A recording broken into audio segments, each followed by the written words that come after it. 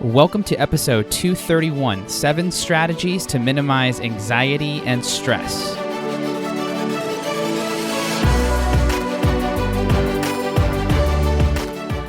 Welcome to the Be That 1% podcast. I'm your host, James Silvas, mindset specialist and performance coach. And here on the show, I'm going to challenge you to think deeper, commit to greatness, and develop a stronger mindset. You'll hear stories from those who are living life on their terms, and you'll receive strategies that will help you level up. So the question is, are you ready to be your own 1%? Let's get started.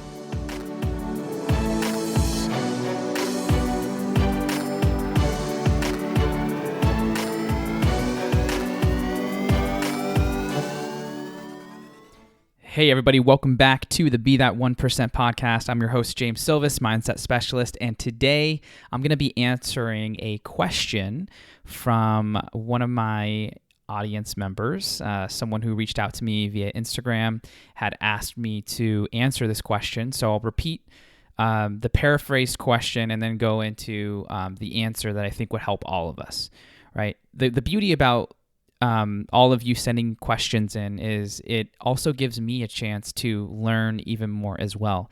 As I teach, I learn, and as I learn, I teach, right? And so thank you for the opportunity to be able to serve you, and in the process also serve myself in deepening the knowledge and really going back into my mind, reflecting on how I do things to codify, systematize, so that I can show up even more effectively in this forum, podcasts, and also in my live trainings, one-on-one coachings, and mastermind experiences. So thank you. And also this is an invite that if you do have questions, please send those in. I promise to formulate content around that.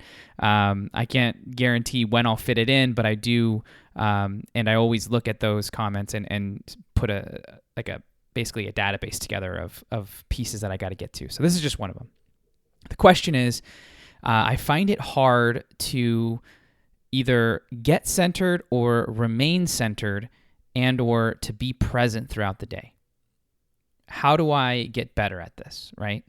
And when all of our days are completely different. If you own your own business, you run into your own set of problems. And if you work at a company, you have your own also unique set of problems. And so I'm going to go over a few strategies that have helped me and that I've learned from coaches of mine, and also from just conversations that I've had with clients, with myself, and with those that I regularly meet with to dive into topics such as this. And so I think it's important to first mention a definition here. I'm always a fan of getting on the same page when we're talking about terms, because so many times we have different perspectives, we have different ways of viewing things. And when we're talking about presence, I love the definition that Dr. Michael Gervais, the sports psychologist for the Seattle Seahawks, uses. And he talks about presence is the ability to be right here in this moment without judgment. That's the key word, without judgment. And it's hard to be without judgment when, one, you're your own worst enemy and you're critiquing everything that you're doing, calling it good, calling it bad, getting swept up in the story about what is happening now and how you're handling what is happening now, which creates a lot of mental noise that takes you further out of the moment, right? And so a lot of times, or what Dr. Michael Gervais had talked about in a sports psychology training, again, which relates to the definition of presence, is that we have 3 moments that we're kind of oscillating in between, or 3 frames of time, right? We have the past, we have the present, and we have the future. From my experience, I noticed that victims, people who blame others outside of themselves or situations outside themselves, which is a victim, tend to focus more on the past. High achievers, high performers can tend to focus more on the future. And optimal performance, those that are really able to get to the upper echelon of performance, are able to find the presence that allows them to be right now in this moment, where the task is challenging enough to silence all the other noise so that they're only in the task that they're doing right now in this moment. And so we're kind of dancing back and forth, referencing the past, thinking about the future and things that we're trying to prevent or things that we're hoping will happen, and also what is actually happening now. And when we do that, we're layering time. We're putting the past or the future over the current moment, which actually speeds up time. Because you're not in the moment observing the moment.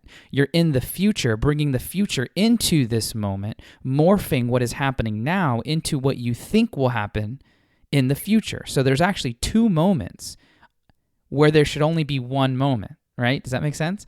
And now it's heavier. And what that causes is a speed up of time. So you naturally start processing faster, which you feel like there's this anxiousness starting to build, right? And so when we talk about presence or trying to get centered, which is an optimal way of being, first we got to recognize when we're judging ourselves in the moment. That's key, right? And also not to judge ourselves for judging ourselves, but to acknowledge that you are creating a story around what is happening. I may be creating a story about how I'm sounding right now in this podcast, but as I'm doing that, I'm releasing that. I'm acknowledging and releasing, coming back to the purpose and the message that I'm wanting to deliver, which is to answer this question, right? So the first thing is really just to start practicing this non-judgmental view that you have of yourself. That will begin to eliminate a lot of unnecessary distraction and tension from the moment, so you can actually see what is happening right now, whether you're in a conversation, whether you're in a task, or whatever it is that you're doing. More of you can be there when you think less, right? Okay. The second thing, in our busy days, whether we're having meetings with clients, putting out fires, running errands, you name it, the to-do list item that will never end, the second thing is really, if you haven't already, outsourcing. Ask for help.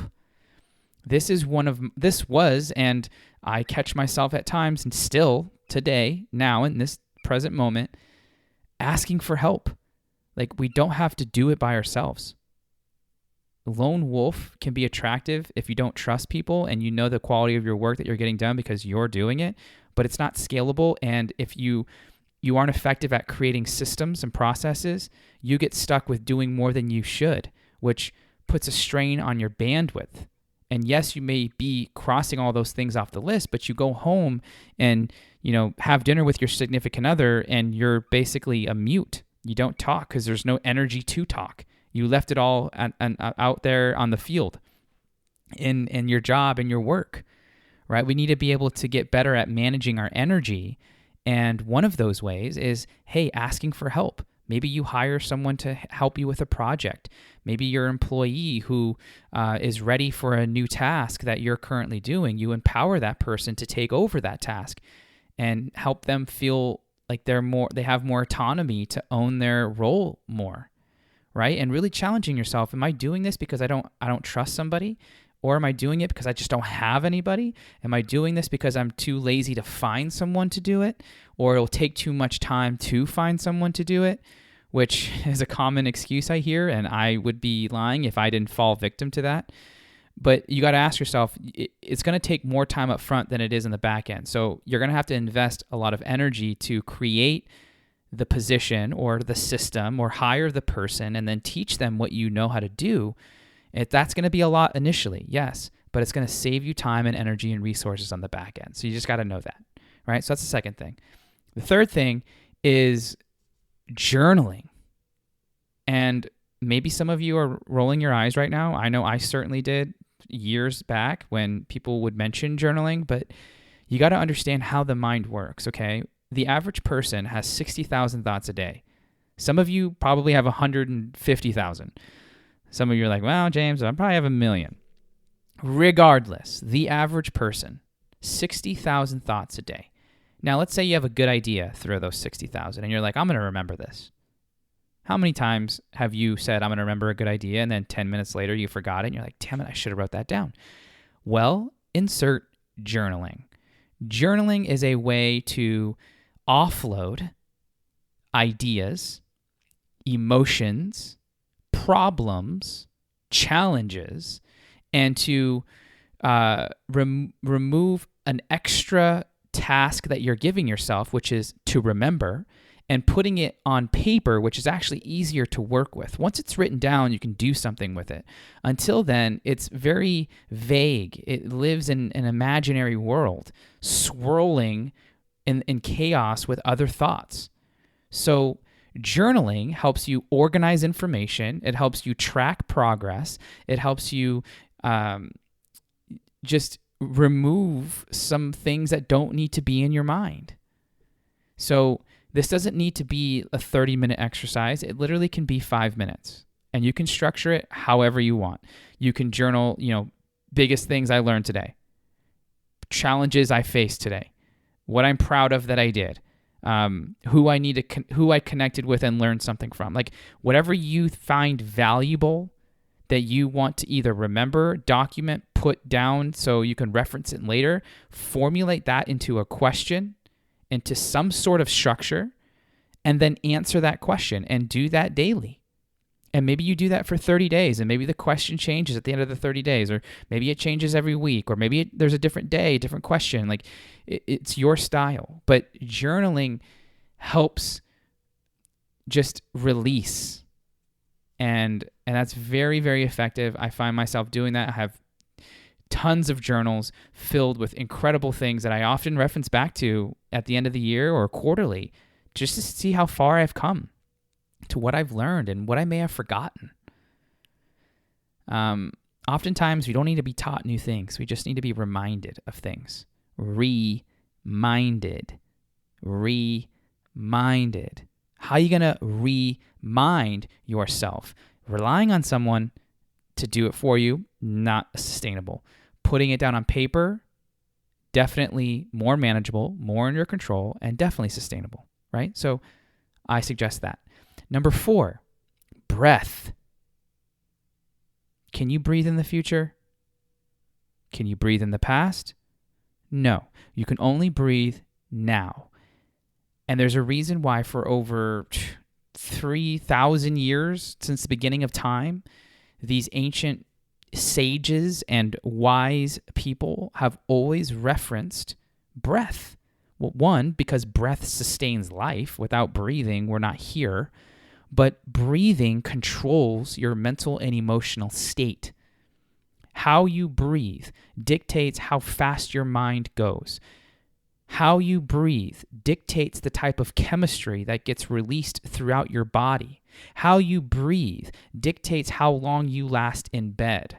How you breathe dictates how long you can last in a workout, right? Breath is associated to everything that we do. And my guess is that when you find yourself speeding up time by overthinking or bringing future events that haven't happened yet into the moment, speeding up time, your heart rate goes with it.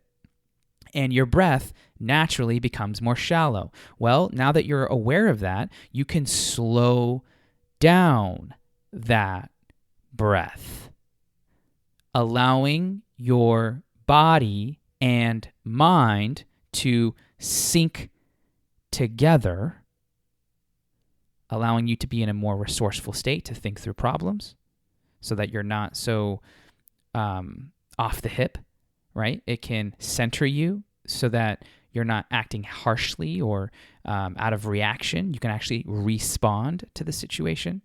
And you're in control of the chemistry and the way your mind and body are connected, all through breath. And if you want to dive deeper into this, Dr. Andrew Huberman out of Stanford does incredible research on breathing. He has many videos on YouTube about breathing exercises that you can do, and easy, like within a minute, that you can do to regulate your nervous system so that you're not in fight or flight all day, just depleting your energy resources and harming your body long term. So stress is good. There's good stress and there's bad stress. And we need stress, right? We need challenges. We need our heart rate to get spiked, whether that's in a workout or it's in just a challenging situation. Like, these are really good for us, but we have to learn how to breathe through those moments. So one, we survive them, and two, we learn from them, and we can prolong that moment, because the longer we prolong the challenge in a way of like constantly putting ourselves in challenge, the more opportunities we have to become a version of ourselves that we're, ultimately have in our mind, that we're trying to cultivate every day. So breath, finding a breathing strategy that fits for you and your style. Sleep. Now, I have an Aura ring, which I 100% love. There's also a Whoop band. These are sleep trackers. They really give you incredible insight as to what's helping you sleep really well or poorly at night. For example, if I have a glass of wine or two, I notice the hit that I take with my sleep. I notice that when I eat late at night, my sleep suffers. So two things that I have implemented into my routine is one, in my sleep routine, is that I stop drinking liquids 2 hours before bed, and I stop eating at least two to 2.5 hours before bed. So that way, I'm not having to go up in multiple times in the middle of the night, which I do. Cut that significantly. And it also helps me be more intentional with my sleep. Sleep is the ultimate hack. It's better than anything else that you could do for your body. The more sleep you give yourself, the more time your body has to repair, rejuvenate, and grow stronger. And so if you have a stressful day, some people may say, well, I'm so stressed out that I can't even fall asleep. Yeah, and that can go back to all the things that we mentioned before we got to sleep. So practicing a breath exercise before sleep, some form of meditation or mindfulness, being aware of your lights on in your house, and like setting the mood an hour before bed, making sure there's no screen time an hour before bed. All these are really helpful strategies to teach your body, hey, it's time to go to bed, right? And making that time you go to bed consistent. Some people go to bed at 9 one night, 12 the next night, 2 the other night, 6 the next. It's like, we need consistency. And your body will learn when to go to bed and how to go to bed through picking a time and sticking with it the best that you can. I know with travel, it can be difficult, and maybe family comes in town, or birthdays or weddings, like life happens, right? But do your best to try and pick a time that fits your lifestyle, that gives you adequate amounts of sleep so that you can show up and be your best. Lastly, with sleep, is that it begins when you wake up. Your circadian rhythm starts the moment you wake up. And so within the first 10, 15 minutes, if you can get some sort of sunlight, the rays of the sun hit the eyes and communicate to the circadian rhythm, okay, start the clock for sleep. And so by the time it gets dark, our bodies are doing this naturally. We start to wind down. But when we keep it active by how we're thinking, by the environment in which we place our bodies, which meaning light in the house, we kind of trick our bodies or force our bodies to stay up longer than they need to. And we don't allow the natural rhythmic, the natural rhythm of life to create an ideal situation for us to fall asleep. So implement these strategies regarding sleep, and I think that will definitely help. Another strategy to help with centeredness and presence is nutrition. Now, I'll mention something that I use. I'm not getting paid for this. I have no affiliation with them. But I personally wanted to know how to, first of all, my hair has been thinning, right? And I think that that's just a natural way of growing old. But I was curious as to how was my nutrition tied to that, and was there anything I can do around it? So that initially prompted this reaching out and research of what I'm about to mention. Insurance can sometimes take a long time scheduling appointments and getting in to see a doctor that actually clears you to get blood work done, my experience. And so I took it in my own hands and went to the private sector and found a company called the Viome, Viome. and they do gut health, kind of like a reading to tell how healthy you are, your immunity, and a breakdown of like what's going on inside of your body, specifically with food. What types of food agree with your gut biome, which is super important, the bacteria in your stomach, and what fits best depending on what gut biome you have. And so I ordered this. It's an at-home thing. You get it in the mail, and you send in a stool and or a blood sample. You send it back to them in their lab. They take about 10 to 14 days, and then you get a breakdown of all of your scores. Now, I'll give you one of my scores that was super insightful. It was cellular energy and efficiency, and the scale was out of 100. Mine was at a 16. Terrible. My mitochondrial health, terrible. And that was really eye-opening to me because I'm like, I mean, I feel good, but if you were to ask me to rate it in a number out of 100, I would never tell you 16. And so to have it at a 16 really forced me to look at how I'm showing up with what the foods I'm eating, right? And in that app, it gives you avoid foods, minimize foods, it gives you enjoy foods and superfoods. And a lot of the foods that I was eating regularly were on either my minimize list or my avoid list. And so the more I ate those foods, the more, the more bloated I felt, the more I just felt just not weaker, but just uncomfortable. And so the last 8 to 10 days has been, and this is being recorded in late July, early August,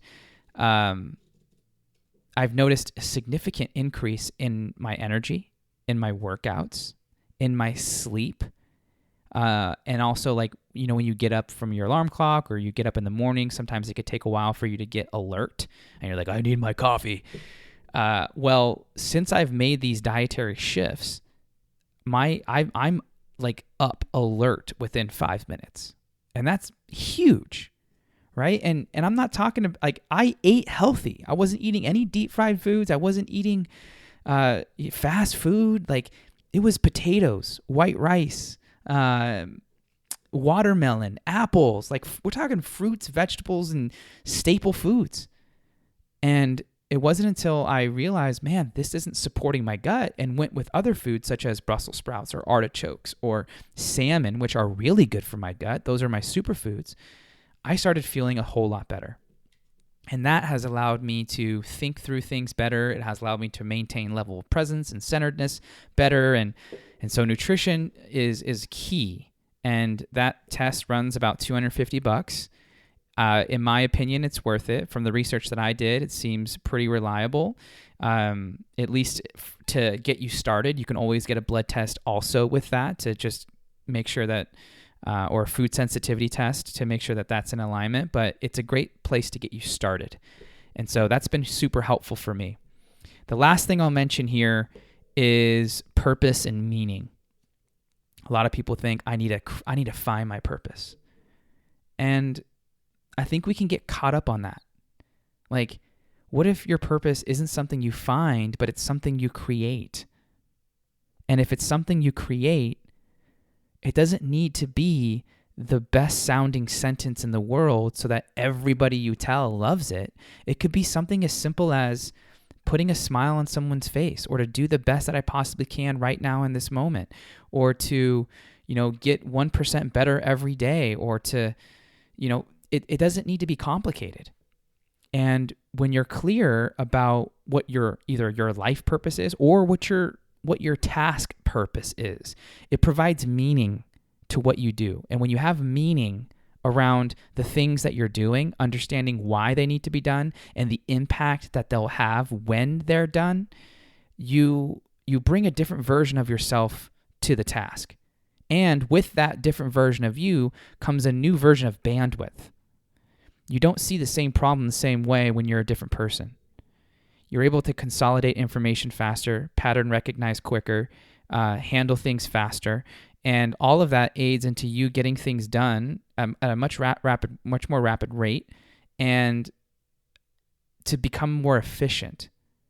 And that's been really helpful for me. So even a simple question as, what's my intention for this task? Or what's my purpose here? Or what is the meaning around what we're doing? Just a question like that can reframe something that may be like, oh, I got to go do this, to, okay, this thing needs to be done so that that thing can happen, and ultimately the thing that I want can be accomplished, right? Just piecing it together through asking yourself a question. These are ways that I stay centered. These are ways that my clients have told me after working with me and us finding the style that works best for them. These are the things that they've said have worked. And so, there's many more ways to be present and centered, and you find the one that works best for you. But these are common ones that I find if you focus on one or all of these areas, you're going to have significant growth in your ability to recognize when you're not centered and to not judge yourself for it, but to be able to shift back into a more resourceful state so that a different version of you comes through and you can accomplish more than you can right now. All right, so thank you for your question. And if you found this helpful, please send this to a friend, send this to someone who isn't a part of the community, send this to someone who, you feel this content would really, really resonate with. And as always, thank you for being a part of this Be That 1% community. Thank you for taking the time to invest in yourself and go out there, be your own 1%, and I'll see you next time.